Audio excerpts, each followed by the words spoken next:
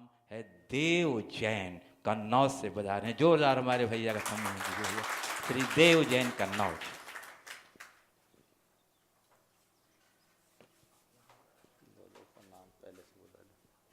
नमोस्तु महाराज जी, आज मेरा प्रश्न ये है कि जब हम लोग मंदिर में जाप करते हैं नमो आर्य अंतरम की, तो उसमें अगर हमें नमो आर्य अंतरम से सवे साउडम तक ही पढ़ना चाहिए कि या नमो एसो पंच से एसो पंच तक पढ़ना चाहिए?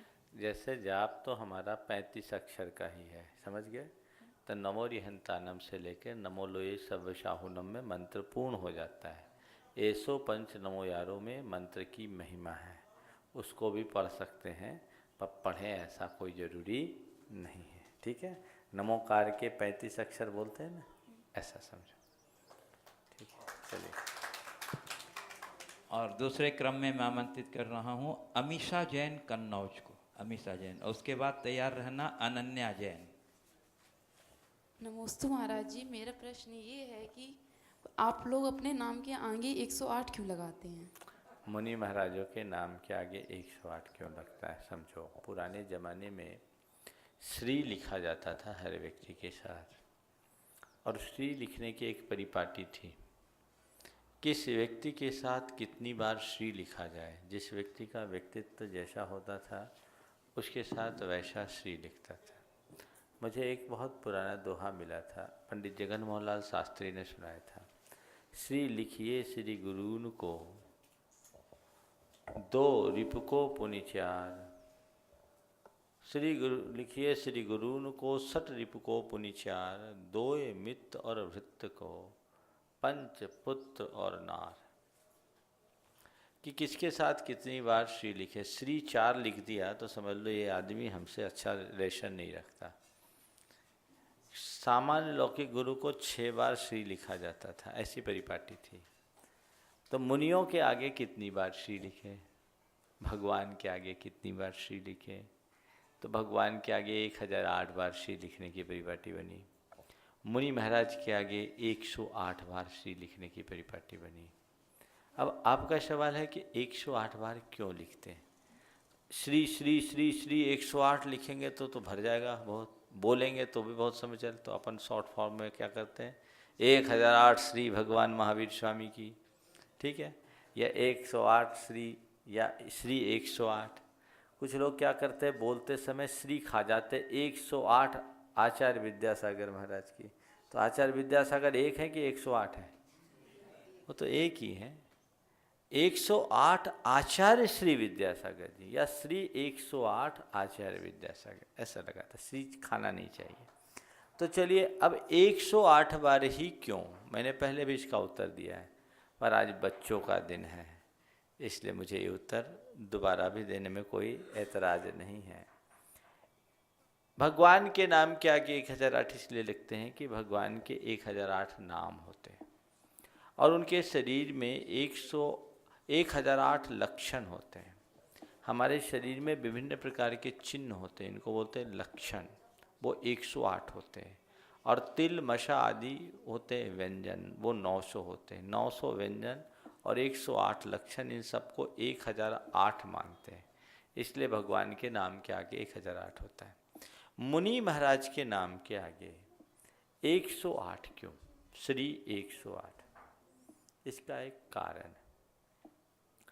108 इसलिए लगाते हैं कि मनुष्य या प्राणी अपने मन वचन काया कृतकारित अनुमोदन आदि से 108 प्रकार से पाप करता है, और मुनि महाराज सब प्रकार के पापों को रोकने के रास्ते पे लगे हैं। तो जो पाप के 108 द्वारों को बंद करने के रास्ते पे लग जाए, उनके नाम के आगे क्या लगाते हैं, 108। दूसरा कारण, 108 ब्रह्म का प्रतीक है। किसका प्रतीक है? ब्रह्म का प्रतीक। कैसे? थोड़ा कागज पेन दो, मुझे पैड दीजिए, दे दीजिए, उल्टे में चलेगा। ब्रह्म 108 ब्रह्म का प्रतीक है। कैसे? मेरी तरह देखिए, ब्रह्म शब्द को मेरी तरह लिखिए। ब्रह्म में कितने अक्षर हैं? सबसे पहले ब है, फिर उसके बाद र है, फिर क्या है ह है, और फिर क्या है म। ब र ह म को मिलाने से क्या होता है ब्रह्म। ठीक है ना। अब हिंदी जिसने पढ़ी है, हिंदी के 12 खड़ी जिसको अंग्रेजी में अल्फ़ाबेट बोलते हैं, उसके हिसाब से क से ब तक आएंगे तो कितनी संख्या आएगी, कौन सा नंबर आएगा, जल्दी बोलो। क से ब तक आएंगे तो कौन सा नंबर आएगा। देख लीजिए हिंदी का सामान्य ज्ञान कितना अच्छा है। हाँ, क ख से आप चलते आओ ब तक, तो देखो क वर्ग का 5, च वर्ग का 5, ट वर्ग का 5, त वर्ग का 5, 5 चौके 20, और प फ ब 20 और 3 कितना हुआ। देखिए भाई इधर देखो, ये ब के आगे क्या किया, 23 लगा दिया, 23 लिख दिया। अब र है, र कितना हुआ, ब के बाद 23 है, भ 24, म 25, य र कितना हुआ 27। तो र के आगे हमने कितना लिख दिया, ये 27 हो गया। ठीक है। और फिर ह है, तो यह र 27 है, ल व श श ह कितना हो गया 27 में 6 जोड़ दिए तो कितना हो गया, कितना हो गया 33। और म कितना हुआ, ब 23 है तो भ 24, म 25 हो गया, तो ये हो गया 25। 23, 27, 33, 25 टोटल कितना हुआ, 23 और 27 कितना हुआ 50। उसके बाद 33 कितना 83, और उसमें 25 और जोड़ दिया तो कितना हो गया 100। कितना चाहिए था आपको, 108 चाहिए था। टोटल कितना हो गया 108 हो गया ना। तो ब्रह्म यानी 108, ब्रह्म यानी आत्मा। मुनि महाराज ब्रह्म आत्मा की उपासना करते हैं, इसलिए उनके नाम के आगे 108 लगा दिया जाता है। चलिए आगे। अनन्या जैन कन्नौज, और उसके बाद तैयार रहना लावण्या जैन। नमोस्तु महाराज जी। मेरा प्रश्न ये है कि मंदिर रोज क्यों जाना चाहिए। मंदिर रोज क्यों जाना चाहिए, बिल्कुल अच्छा प्रश्न पूछा आपने। ये देखिए, आप स्कूल रोज जाती हैं, संडे को छुट्टी मनाती है, खाना रोज खाती हैं, कभी कभी उपवास करती है क्या, हाँ अभी नहीं करती, मोक्ष सप्तमी का करती होगी। ठीक है ना। सुनो, मंदिर रोज इसलिए जाना चाहिए कि लोग रोज पाप करते हैं। आप लोग रोज स्नान करते हो ना, क्यों करते हो, कि रोज शरीर गंदा होता है, तो शरीर का गंदा हो जाए, पसीना में लथपथ हो जाए, तो कभी कभी 2 बार भी स्नान कर लेते हैं, और आज मौका मिल जाए तो तीसरी बार भी हो जाता होता है। तो कब करते हो स्नान, जब शरीर गंदा है ऐसा आभास होने लगता है। तो शरीर की गंदगी को दूर करने के लिए जैसे तुम लोग रोज स्नान करते हो, मन की गंदगी को दूर करने के लिए रोज भगवान के दर्शन करने जाना चाहिए। समझ गए। मन रोज गंदा होता है ना, छल कपट राग देश माया आचारी पाप होता है, उसको कहाँ साफ करोगे, भगवान के दर्शन में। चलो आ जाओ लावण्या जैन कन्नौज, उसके बाद तैयार रहना तनीषा जैन कन्नौज। नमस्ते महाराज जी।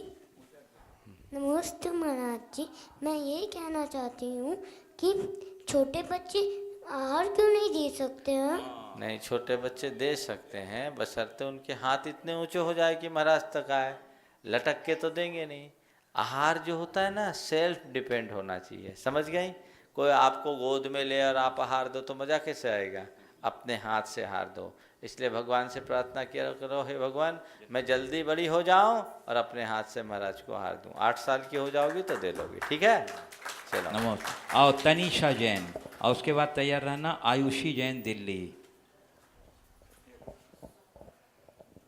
नमस्ते महाराज जी, मेरा प्रश्न ये है, क्या भक्त भगवान बन सकता है। भक्त ही भगवान बनता है, भगवान थोड़ी भगवान बनेंगे। भक्त बनकर भगवान बना जाता है। समझ गए। जैसे बीज अंकुरित होकर के वृक्ष का रूप धारण करता है, कली फूल बनती है, वैसे ही भक्त भगवान बनता है। चलो नीरज जैन दिल्ली, आयुषी जैन दिल्ली। हाँ नमोस्तु महाराज जी। महाराज जी, आहारचर्या के टाइम अगर कोई छोटा बच्चा रोता है तो क्या तब भी अंतराय आती है। बालानम रोदनम स्वभाव है, बच्चों का रोना तो स्वभाव है। छोटा बच्चा और रोता है तो अंतराय नहीं होता, जब कोई दुखपूर्ण रुदन करता है, दुख में रोता है, तब अंतराय होता। कभी कभी तो खुशी के आंसू हो जाते हैं। एक बार किसी के यहाँ आचार्य महाराज के यहाँ अचानक हो गए, बहुत सालों बाद, खुशी से ऐसे हर साश्रु झरने लगे कि पूछो मत। तो खुशी के आंसू में लौटा नहीं जाता, समझ गए, दुख के आंसू में अंतराय होता है। नीरज जैन दिल्ली, और उसके बाद तैयार रहना कर्नल जैन कन्नौज। नमोस्तु महाराज श्री। इंद्र की 40 नील रानियां होती है, लेकिन सारी नील रानियां इंद्र से पहले मोक्ष क्यों जाती हैं? हमने सुना प्रवचन में क्योंकि शची इंद्री पहले भगवान के दर्शन करती है, बट उसे पहली इंद्रियानी करती है, बाकी सब भी इंद्र से पहले ही क्यों मोक्ष जाती है? ऐसा नियम नहीं है कि इंद्र की 40 नील रानियां सब इंद्र से पहले मोक्ष जाती। रानियां नहीं, इंद्रानियां होती। उसकी सच्ची इंद्र से पहले मोक्ष जाती है, उसकी आयु कम होती है, वो 5 पल की आयु वाली होती है अधिकतम, और इंद्र 2.5 सागर तक की आयु लेके होता है। 1 सागर में असंख्य पल हो जाते हैं। तो इंद्र की आयु लंबी होने के कारण उसे अपनी आयु भोगना पड़ता है, और उनकी जो देवियां हैं उनकी आयु अल्प होती है, वो धर्म को प्राप्त कर लेते हैं, मनुष्य बन करके जल्दी मोक्ष चले जाते। कर्नल जैन कन्नौज, और उसके बाद तैयार रहेंगे सम्यक जैन, सार्थक जैन मंडला। नमोस्तु गुरुदेव। मेरा प्रश्न है कि मानस्तंभ का क्या आशय है और इसको बनाना क्यों अनिवार्य होता है? मानस्तंभ का आशय है जो हमारे मान को स्तंभित कर दे, उसको बोलते हैं मानस्तंभ। मान को रोक दे, जो हमारे मान को खंडित कर दे, उसका नाम है मानस्तंभ। भगवान के शमोशरण में कोई भी जाता है तो सबसे पहले उसकी दृष्टि मानस्तंभ पर पड़ती है, और मानस्तंभ को देखते ही उसका मान गलित हो जाता है, गल जाता है। तो मान मुक्त होने के बाद ही भगवान की सच्ची भक्ति की जा सकती है। इसलिए मानस्तंभ को बनाया जाता है ताकि व्यक्ति भगवान के चरणों में सरल बन करके जाए, अभिमानी बनकर नहीं। नमोस्तु महाराज जी। मेरा प्रश्न ये है कि हमें अपने मन को एकाग्र कैसे रखना चाहिए? बहुत अच्छा प्रश्न किया है तुमने, और ये प्रश्न तुम्हारा नहीं, तुम जैसे सारे पढ़ने वाले बच्चों का है। मन को एकाग्र करने के लिए सबसे पहले मन को भटकाने वाले निमित्तों से बचना चाहिए। जिन कारणों से मन भटकता है उनसे पहले अपने आप को बचाओ। दूसरी बात, जब भी आप पढ़ने बैठो, अपनी टेबल उत्तर की तरफ मुंह करके उत्तर की दीवार के सामने अपनी टेबल रखो, गैप नहीं रखो, दीवार के पास अपनी टेबल रखो। प्रतिदिन प्रातःकाल उठ करके ओंकार की नाद और भ्रामरी प्राणायाम करो। इससे मन को एकाग्र भी कर सकते हो और अपनी मेमोरी पावर को स्ट्रॉन्ग कर सकते हो। और जब भी पढ़ने के लिए बैठो तो उस समय ये तय करके बैठो कि इतना मुझे करना ही है। और उस समय मन जब इधर उधर होने लगे तो अपने संकल्प को दोहराओ और मन को एडवाइस देना शुरू करो कि नहीं, ये काम तो मुझे करना ही है, इसके बाद मैं तुम्हारी बात सुनूंगा। तो उससे मन भटकता नहीं, मन एकाग्र हो जाता है। मन एकाग्र करने का ये बड़ा सरल तरीका है। सार्थक जैन, और उसके बाद तैयार रहना मोहित जैन कन्नौज। नमोस्तु महाराज जी। मेरा प्रश्न ये है कि छोटे बच्चे अभिषेक क्यों नहीं कर सकते? छोटे बच्चे जब 8 साल के होते हैं तो भगवान का अभिषेक कर सकते हैं। छोटे बच्चे में जब विवेक नहीं, अभिषेक करेगा तो भगवान की अभिनय कर देगा, भगवान गिर जाएंगे तो पाप लगेगा ना। और फिर कई बच्चे होते हैं जिनको ध्यान ही नहीं रहता, नाक में उंगली डाल रहे हैं, मुंह में उंगली डाल रहे हैं, और फिर भगवान का अभिषेक करेंगे तो गड़बड़ हो जाएगा ना। तो इसलिए 8 साल में बच्चे समझदार हो जाते हैं और उनको अपने आत्मा के कल्याण अकल्याण का भान हो जाता है। इसलिए 8 साल के पहले न वो आहार देते हैं न अभिषेक करते हैं, पर अभिषेक देख सकते हैं। ठीक है, चलो। जैन, जो हमारे बड़े मंटू, जो इस पूरी अहिंसा पद यात्रा के एक संगपति का दायित्व निभा रहे हैं, उनके होनहार पुत्र हैं, एक बार जो उनका अभिनंदन कर दीजिए जोरदार करके। नमोस्तु महाराज जी। महाराज जी, मेरा प्रश्न ये है, क्या चौके में मोबाइल वगैरह अलाउड है? चौके में मोबाइल क्या करेगा, बात करोगे या हार दोगे? क्योंकि आज भी मैंने देखा था कोई मोबाइल लेके आया नहीं, हम लोग दिख जाता है तो हम लोग बाहर कर देते हैं। चौके में मोबाइल यूज नहीं करना चाहिए। देखिए एक बात मैं बताता हूँ, मोबाइल को आप शुद्ध मत मानिए, मोबाइल अशुद्ध है। क्योंकि मोबाइल में आप सब प्रकार के हाथ लगाते हैं, कभी कभी लोग मुंह पे भी मोबाइल लगा लेते हैं, आपकी थूक भी मोबाइल में जाती है, नेगेटिव एनर्जी का फ्लो मोबाइल से होता है। तो मोबाइल का चौके में प्रयोग नहीं करना चाहिए। यदि कदाचित मोबाइल छूते तो तुरंत हाथ धोना चाहिए। मोबाइल छूने के बाद तो शास्त्र भी नहीं छूना चाहिए, बिना हाथ धोए। इतना अगर आप ध्यान रखेंगे तभी आपकी शुद्धि होगी। कई लोग चौके में फ़ोटो खींचने के लिए मोबाइल यूज करते हैं, मेरा ध्यान चला जाता, मैं तो उसको बोल देता अब हो गया आहार तुम्हारा, अब तुम बाहर रहो, अब फ़ोटो ही खींचो, आहार मत दो। विवेक रखना चाहिए। पूज्य गुरुदेव, बच्चों के कुछ ऑनलाइन क्वेश्चन आए हैं, परंतु मैं देख रहा हूं कि काफ़ी श्रद्धालु भी यहां उपस्थित हैं। यदि आपकी अनुमति हो तो पहले मैं श्रद्धालुओं को बुला लूं या कुछ ऑनलाइन? जैसा करें। चलिए, तो मैं जो यहाँ उपस्थित श्रद्धालु हैं उनको बुला लेता हूँ। बच्चों के ऑनलाइन क्वेश्चन बाद में पूछ लूँगा। बंधुओं, जैसा कि आपको पता है कि इस अहिंसा पद यात्रा का संयोजन चिंतामणि सवाई लाल परिवार कन्नौज मुंबई और दिगंबर जैन समाज कन्नौज के सौजन्य से हो रहा है। मैं उस चिंतामणि सवाई लाल परिवार की श्रीमती पद्मा जैन को आज आमंत्रित कर रहा हूं प्रश्न के लिए, जो अतिथि स्वामी भागवत में बहुत ही समर्पण भाव के साथ योगदान दे रही हैं। एक बार जोरदार करते ध्वनि सेवन करने के लिए। नमस्ते महाराज जी, थोड़ा कन्फ्यूज़न रहता है तो वो क्लियर करना है। हालांकि आयु एक बार बनती है, पर गतिबंध क्या हर समय होता रहता है, और फिर लास्ट में कैसे एक फिक्स होता है, वह प्रक्रिया जानना है। देखिए, गति और आयु को लेकर प्रायः लोग कन्फ्यूज हो जाते हैं। गति नाम कर्म की प्रकृति है और आयु एक स्वतंत्र कर्म है। गति नाम कर्म का कार्य है एक जन्म स्थान से दूसरे जन्म स्थान पर लेकर जाना। जैसे हम मनुष्य गति के नाम कर्म के उदय से मनुष्य हुए, तो हमें मनुष्य गति में लाने का काम मनुष्य गति नाम कर्म ने किया। आयु कर्म का काम है एक पर्याय विशेष में जीव को रोके रखना। आज हम मनुष्य बने हुए हैं तो तब तक मनुष्य पर्याय में टिके रहेंगे जब तक मनुष्य आयु है। गति नाम कर्म 24 घंटे बनती है। 4 गतियों में कोई एक गति इस जीव को 24 घंटे बनती रहती है। उसके लिए कोई अतिरिक्त परिणाम की जरूरत नहीं होती। लेकिन आयु कर्म का बंध एक जीव को एक काल में एक ही आयु बंधती है और एक जीवन में एक ही आयु बंधती। वो आयु हर समय नहीं बंधती। उसकी वर्तमान आयु का 2/3 भाग व्यतीत होने के बाद जब 1/3 शेष बचता है, तब कोई जीव आयु कर्म के बंध के योग्य होता है। जैसे किसी की 81 वर्ष की आयु है तो 81 को 54 वर्ष की आयु तक उसकी आयु नहीं बंधेगी। 27 वर्ष जब उसकी आयु शेष बचेगी तब वो आयु कर्म के बांधने के योग्य होगा। पर उस समय भी वो बांधे ऐसा कोई अनिवार्य नहीं है। 27 वर्ष आयु शेष रहने में, यानी 54 वर्ष की उम्र में उसकी आयु बंधी तो ठीक, अगर वहाँ नहीं बंधी तो 54 वर्ष के बाद उसकी बची 27 वर्ष का 2/3 निकाल दीजिए, यानी 18 साल और निकाल दीजिए। 72 साल की उम्र में वो दूसरी बार आयु बांधेगा। अगर वहाँ भी नहीं बंधी तब उसकी आयु 9 साल की बची, उसमें से 6 साल और निकाल दीजिए। 78 साल की उम्र में वो तीसरी बार आयु बांधने के लायक होगा। यदि वहाँ भी नहीं बंधी तब उसकी आयु 3 साल की बची, उसमें से 2/3 में 2 साल निकाल दीजिए। 80 साल की उम्र में वो चौथी बार आयु बांधने के योग होगा। अब 80 साल की उम्र में भी नहीं बांधा तब उसकी 12 महीने की आयु बची, तो 8 महीना निकाल दीजिए 2/3 के हिसाब से।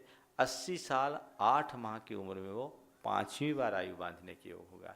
और 8 माह 80 वर्ष 8 माह की उम्र में भी बांधने योग्य न हुआ तब उसकी आयु 120 वर्ष की बची, 120 दिन की बची, उसमें 80 दिन निकाल दीजिए तो 80 वर्ष 10 माह और 20 दिन की उम्र में वो 6वीं बार आयु बांधने के योग होगा। फिर अब उसकी आयु कितने दिन की बची? 40 दिन की। तो 40 दिन का आप 2/3 निकाल दीजिए, कितना जाएगा? 27 दिन के करीब जाएगा। हाँ, 13 दिन 8 घंटे की उसकी आयु शेष बचेगी। उतने में वो आयु बंध की योग होगा। लास्ट में 4 घंटे कुछ मिनट उसके बचते हैं, तो उतने में वो आयु बंध के योग्य होगा। 4 दिन कुछ घंटे बचते हैं, तो ये कैलकुलेशन निकाल लेना। 8 मौके एक जीव को आयु कर्म के बंध के योग्य मिलते हैं। इस अवधि में आयु का बंध हो गया तो ठीक, नहीं तो मृत्यु के कुछ क्षण पूर्व आयु बांधता है। आयु जो बंध जाती उसे ही भोगना पड़ता है, लेकिन गति कोई भी बंध सकती है। गति वो उदय में आती है जैसी आयु होती। गति में परिवर्तन संभव है, आयु में परिवर्तन संभव नहीं। श्रीमती आरती जैन कन्नौज, जो बड़ी कुशलता और कर्मठता के साथ अति सौभाग्य व्रत का दायित्व निभा रही, पूरी टीम को एक सूत्र में रखते हुए जोरदार करतल ध्वनि से इनका अभिनंदन कर लीजिए। श्रीमती आरती जैन। नमोस्तु महाराज जी। महाराज जी, अभी अभी आपने आयु, कर्म और गति के बारे में बताया, तो राजा श्रेणिक का गति बंद हो गया था, इसलिए उन्हें नरक में ही जाना पड़ा, और उनकी आयु तो घट गई थी 7वें नरक की। आपका आशय समझ गया जी। प्रायः लोग आयु बंद को ही गति बंद कहते हैं। लोक भाषा में आयु बंद को गति बंद कह देते। गति बंद तो 24 घंटा होता। आयु बंद राजा श्रेणी को भगवान महावीर की शरण में आने से पूर्व ही हो गया था, पर उस आयु बंद के बाद उसके परिणाम सुधरे। भगवान महावीर का वो परम शिष्य हुआ। जब मुनि महाराज, यशोधर मुनि महाराज के गले में मरा सांप डाला था, तो उसने 7वें नरक की आयु बांधी थी। बाद में भगवान महावीर का शिष्य बन जाने के बाद उसके परिणाम सुधरे, और उसने अपने आयु को, वो नरक से बच नहीं सका, लेकिन क्या किया, 33 सागर की आयु को 84,000 वर्ष में सीमित कर दिया। ये उसका पुरुषार्थ था, लेकिन नरक तो उसे जाना ही पड़ा, बच नहीं सकता। आयु घट सकती है पर बदल नहीं सकती। नमोस्तु गुरुवर। महाराज जी, मैं आपसे ये पूछना चाहती हूँ कि जिन चीज़ों का हम अपने गृहस्थ जीवन में प्रयोग नहीं करते हैं और आगे ना प्रयोग करने की संभावना भी नहीं है, तो उसका क्या त्याग कर देने से त्याग का महत्व पूरा होता है? जैसा कि मैंने सुना है कि अपनी प्रिय चीज़ों का ही त्याग करना चाहिए। सही मायने में त्याग का क्या अर्थ है? देखिए, बहुत अच्छी बात है। अपनी प्रिय चीज़ का त्याग तो करना ही चाहिए, पर जिनका प्रयोग नहीं करते उनका भी त्याग कर देना चाहिए, और उसका लाभ होता है। आप किसी चीज़ का उपभोग न करो और त्याग न करो तो कोई लाभ नहीं। त्याग करते ही उसका लाभ शुरू होता है। क्या लाभ होता है? पहले तो तत्संबंधी पाप से बच जाते हैं। दूसरी बात, एक व्यक्ति का जैसे सपोज मान लीजिए रात्रि भोजन नहीं करता, पर रात्रि भोजन का त्याग नहीं है।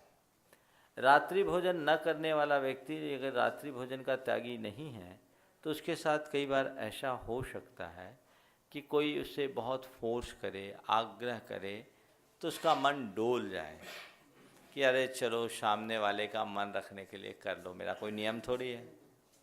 लेकिन यदि त्याग होगा तो उसके लिए वो लकीर हो जाएगी कि नहीं, मुझे ये करना ही नहीं है। समझ गए? इसे त्याग कर दो। दूसरी बात, बैंक में आप लोग रुपया रखते हो, इंटरेस्ट कब मिलता? रुपया रखने से कि रुपया ना उठाने के संकल्प लेने से? हाँ, एफडी करने के बाद इंटरेस्ट मिलता है कि ऐसे ही रखने में मिल जाता है? हाँ, हमने तो सुना आजकल कुछ मामलों में उल्टा लगने लगता है। तो रुपया आपने बैंक में रखा, सालों नहीं उठाया, कोई इंटरेस्ट मिलेगा? कब मिलेगा? जब फिक्स डिपॉजिट करोगे, एफडी करोगे। तो हम कह रहे हैं जो कुछ करना फिक्स डिपॉजिट कर लो, पूरा तुम्हारे अकाउंट में जाएगा। महाराज जी, एक क्वेश्चन और था। जैसे कि मैं मंदिर जाती हूँ और उसके बाद जैसे मंदिर जाने के बाद मुझे लगता है कि मैं ये त्याग कर दूँ, मैं वो त्याग कर दूँ, और मतलब इतना मैं भावपूर्ण हो जाती हूँ, मुझे रोना आने लगता है कोई भजन वगैरह सुन के ही। और फिर वापस मैं घर जाती हूँ तो फिर मैं मंदिर भूल जाती हूँ कि वहाँ क्या हुआ था क्या नहीं हुआ था। तो मुझे बड़ी शंका हो रही है कि मतलब मेरे साथ कुछ क्या हो रहा है। तो बहुत अच्छी बात आपने कही है, ये बहुत कम होता है। अगर आप मंदिर आके घर को भूल जाती हो तो समझ लो सच्चे अर्थों में मंदिर जाती हो। मंदिर आकर घर को भूल जाना एक बहुत बड़ी उपलब्धि। भूल जाओ सारी दिन दुनिया को। मेरे पास तो ऐसे लोग अक्सर आते हैं कि महाराज मंदिर जाते हैं तो भी घर की याद आती है, दुकान की याद आती, बहुत सारे विचार घूमते रहते, क्या करूं? तुम्हारा परम पुण्य है कि तुम्हारे अंदर भगवान के प्रति ऐसी भक्ति उमड़ती है कि जितनी देर मंदिर में रहती हो उतनी देर भगवान की हो जाती हो। भगवान से प्रार्थना करो, हे भगवान ऐसी शक्ति दो कि मुझे घर जाने की नौबत ही न आए, हमेशा आपके चरणों में रहूं और मेरा बेड़ा पार हो जाए। घर जाओ तो भी भगवान को याद करो, लेकिन मंदिर में रहो तो भगवान को कभी याद न करो। भक्ति का यही एक रूप है जिसमें हमारी लीनता बढ़े, भाव विशुद्धि बढ़े। श्रीमती सोनी जैन, कन्नौज।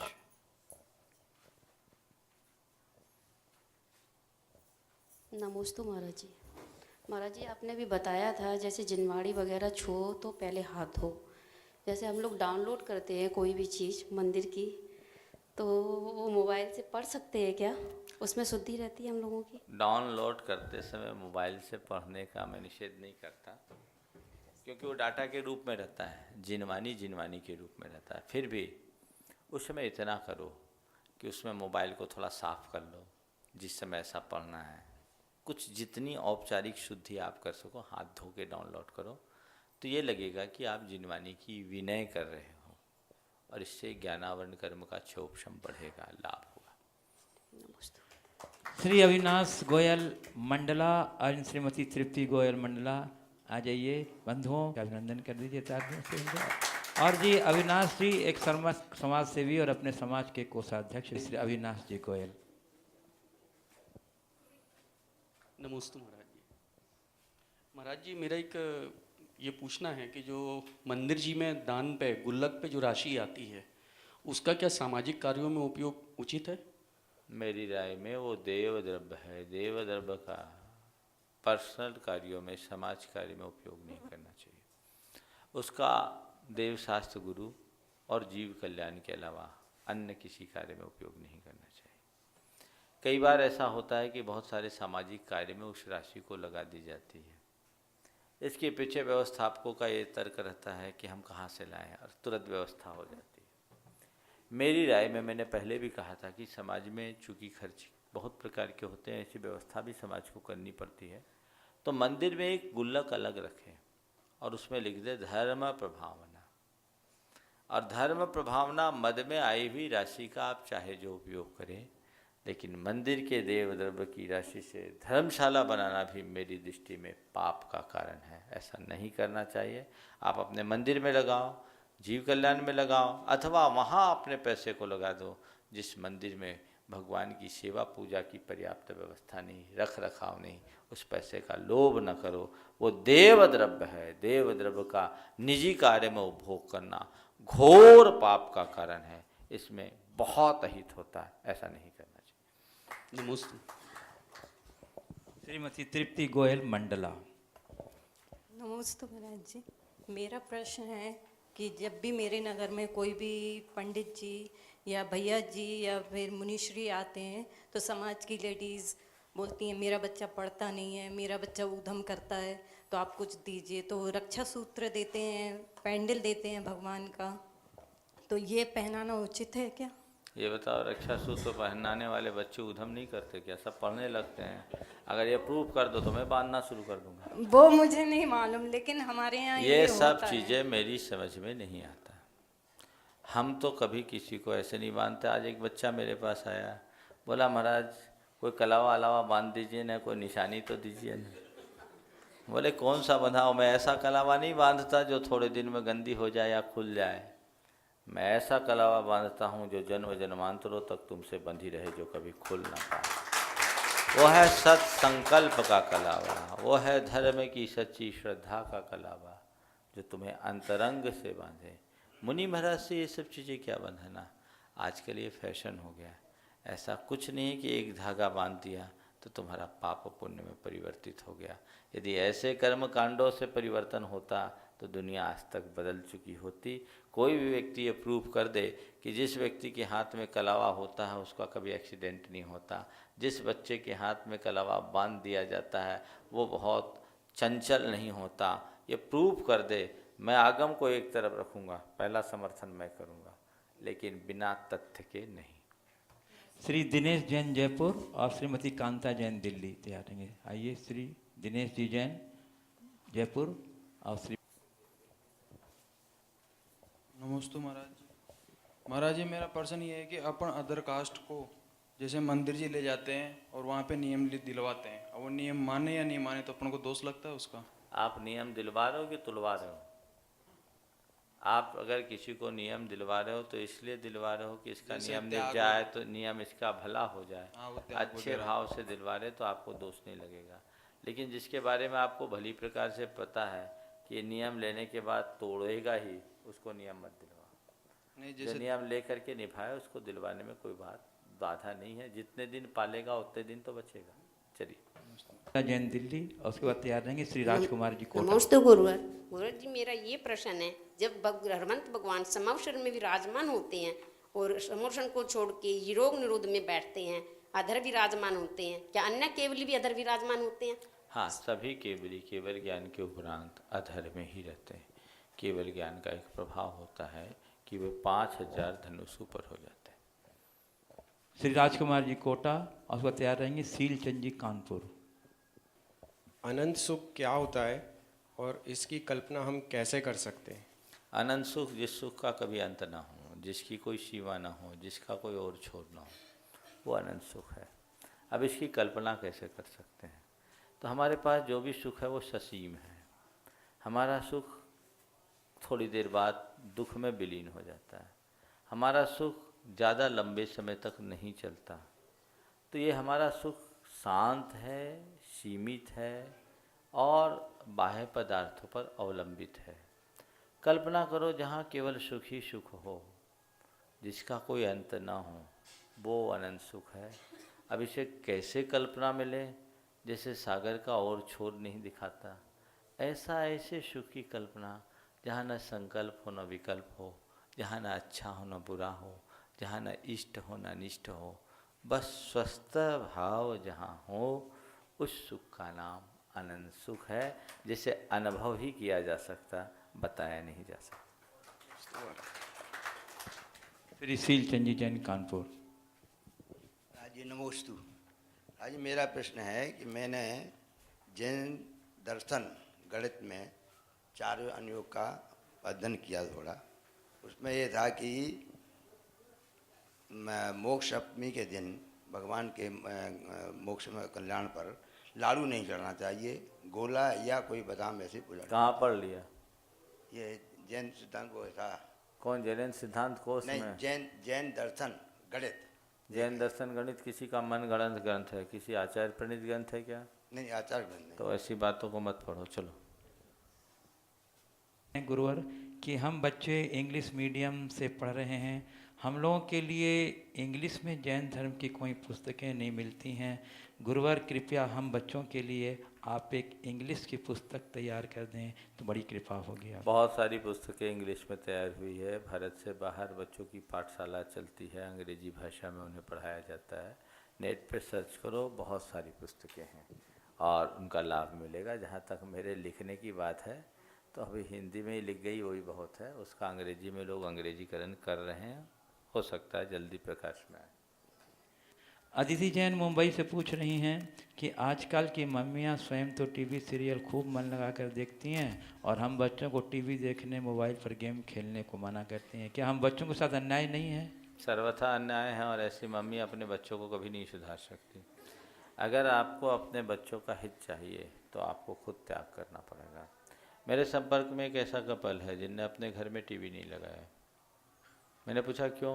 बोले महाराज टीवी लगाएंगे, हम लोग देखेंगे और हम बच्चों को मना करेंगे, तो ये कहाँ तक उचित होगा। इसलिए बच्चों के निर्मल भविष्य को बनाए रखने के लिए हम चाहते हैं हमारे बच्चे जब तक 14 साल के ना हो जाए तब तक अपने घर में हम टीवी नहीं लाएंगे। बच्चों के लिए त्याग कर रहे हैं। जो माँ बाप अपने बच्चों के लिए ऐसा त्याग करेंगे उनके बच्चे ज़रूर संस्कारवान बनेंगे। तो ये करना चाहिए। जो हम बच्चों से अपेक्षा रखते हैं पहले स्वयं के जीवन में उसे चरितार्थ करना जरूरी है। पूज्य गुरुदेव शैली लोहाड़िया इंदौर से पूछ रही है कि जैन धर्म में दूसरों के दिल को दुख देना पाप कहा गया है, तो मम्मी जब मुझे मारती है तो मुझे दुख होता है, तो मम्मी को पाप लगेगा क्या? मम्मी मारती है, मम्मी को दुख लगता है। अगर मम्मी को पाप लगेगा तो मम्मी भी दुखी होकर मारती है। जब आप मम्मी को तंग करती हो, मम्मी दुखी होती है तो मम्मी मारती है। तो जब आप मम्मी को दुखी करते हो आपको भी पाप लगेगा। मम्मी को मारने का पाप लगेगा और आप मम्मी को मारने को उकसाते हो इसलिए आपको पाप लगेगा। दुख तो सबको अगर दोगे तो पाप लगेगा। सुनो, किसी के हित की बुद्धि से यदि कोई व्यक्ति किसी को थोड़ा नियंत्रित करता है या उसके प्रति क्रोध भी करता है तो वह क्रोध वैसे पाप बंध का कारण नहीं है। गुरु भी शिष्य पर क्रोध दिखाते हैं, क्यों? अगर क्रोध न दिखाएं तो उसका बोध ही खत्म हो जाएगा। तो ऐसे माँ बाप अगर अपने बच्चों को उसके उज्जवल भविष्य की दृष्टि से कभी डांटते फटकारते हैं तो बच्चों को बुरा नहीं मानना चाहिए और उसमें दुखी नहीं होना चाहिए। ये सोचना चाहिए कि मेरे पेरेंट्स मेरे भले के लिए ऐसा कर रहे हैं और उसी में मेरा हित है, ऐसा सोचकर चलेंगे तो बहुत अच्छा होगा। पूज्य गुरुदेव, रजत पाटनी दिल्ली से पूछ रहे हैं कि भगवान कैसे होते हैं, कहाँ रहते हैं, और हम उनके पास कैसे जा सकते हैं? भगवान कैसे होते हैं, कहाँ रहते हैं, हम कैसे जा सकते हैं? एक बार अकबर ने, आज बच्चों का दिन है, कहानी याद आ गई। अकबर ने बीरबल से एक प्रश्न पूछा कि हमें 3 प्रश्न का उत्तर दो। भगवान कहाँ रहते हैं, क्या करते हैं और कैसे मिलते हैं? अब बीरबल उधेड़ बुन में लग गया। भगवान कहाँ हैं, क्या करते हैं, कैसे मिलते हैं, अब कैसे सोचे? बीरबल को चिंतित देखकर उसके बेटे ने पूछा कि पिताजी आप इतने चिंतित क्यों? बोला ऐसा ऐसा प्रश्न है। बोले चिंता मत करो, इसका उत्तर तो मैं दे दूंगा। बीरबल को अपने बेटे पर भरोसा था। बोला ठीक है, जा तू दरबार में उत्तर दे देना। दरबार में पहुंच गया। अकबर ने पूछा कैसे आए? बोले आपके सवाल का उत्तर देना। बोले तुम उत्तर दोगे? बोले हाँ, ऐसे हल्के फुल्के प्रश्न का उत्तर तो हम ही दे देंगे, हमारे पिताजी क्या देंगे। बोले अच्छा, मेरे प्रश्न का उत्तर दो, जानते हो? बोले हाँ जानता हूँ। बताओ उत्तर। बोले उत्तर तो मैं दूंगा, दरबार में पहली बार आया हूँ, कुछ खिलाइएगा पिलाइएगा कि सीधे प्रश्न पूछ लीजिएगा? हाँ हाँ हाँ, राजा को ख्याल आया। बोले ठीक है, इसको दूध पिला। एक कटोरे में दूध ला करके उसको दिया गया। वो कटोरे में जैसे ही दूध लाया गया वो कुछ खोज रहा है। पूछे क्या खोज रहे हो? बोले मैं देख रहा हूँ इसमें घी कहाँ है। अरे घी तो इसके अंदर है, खोजने की क्या बात है, वो दिखता थोड़ी पर घी तो है। अच्छा राजन, ये आपके पहले सवाल का उत्तर। आपने पूछा भगवान कहाँ रहता है, तो जैसे दूध में घी है वैसे ही शरीर में आत्मा है। अच्छी बात है। दूसरे प्रश्न का उत्तर दो कि उसे पाया कैसे जाता है। बोले ये नहीं जानते। अरे जैसे दूध से घी बनाया जाता है वैसे ही आत्मा से परमात्मा होता है। दूध से घी कब बनता है? जब दूध को जमाते हैं, दही बनाते हैं, उसका मंथन करते हैं, मक्खन निकालते हैं और आग में तपाते हैं तो दूध से घी बन जाता है। ऐसे ही आत्मा जब कठोर त्याग तपस्या करता है तो परमात्मा बन जाता है। 2 उत्तर तो दे दिया। तीसरे सवाल का उत्तर तो क्या करता है? बोला अच्छा ये बताइए, ये प्रश्न आप गुरु बन करके पूछ रहे हो कि शिष्य बनकर पूछ रहे हो? अब अकबर पसोपेश में पड़ गया। मैं गुरु बन करके बोलता हूं तो मेरे ऊपर प्रश्न छोड़ देगा। तो अकबर ने कहा मैं शिष्य बनकर पूछ रहा हूं।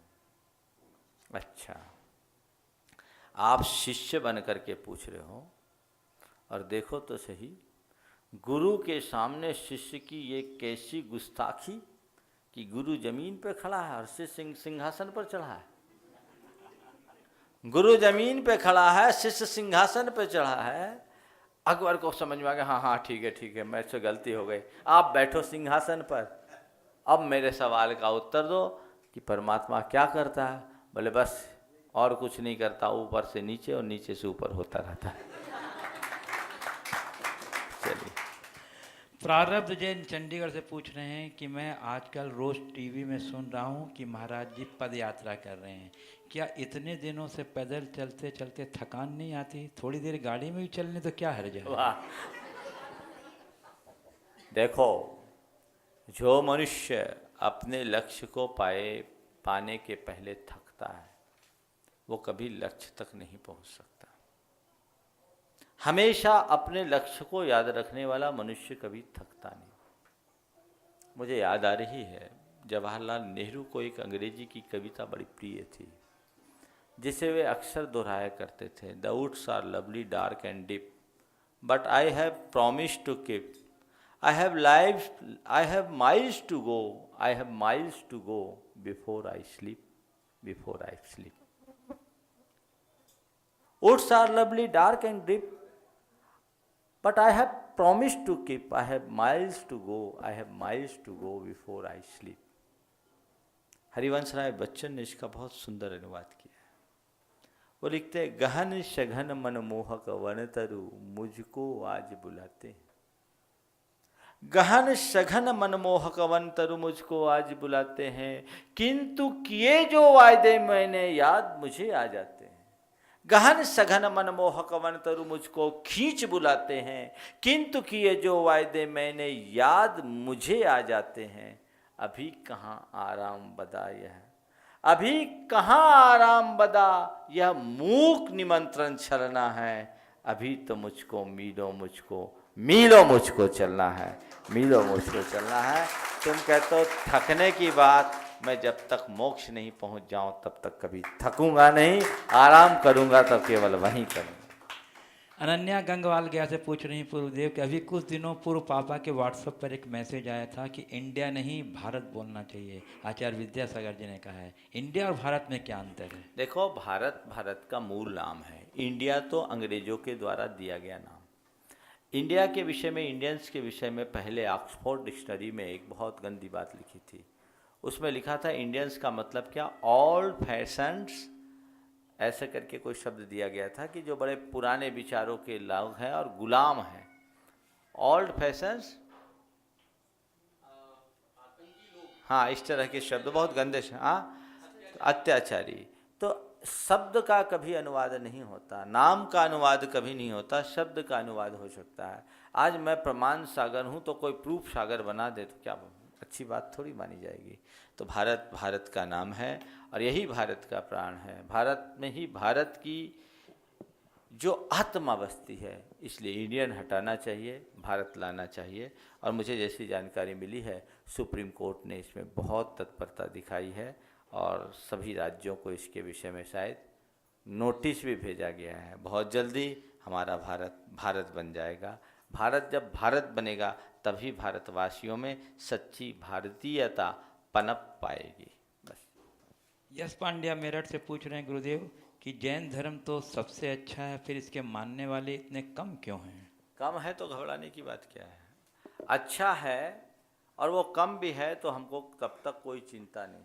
देखिए, एक बार मुझसे किसी ने पूछा कि महाराज जी, जैनियों की संख्या, जैन धर्म इतना अच्छा है तो जैनियों की संख्या इतनी कम क्यों?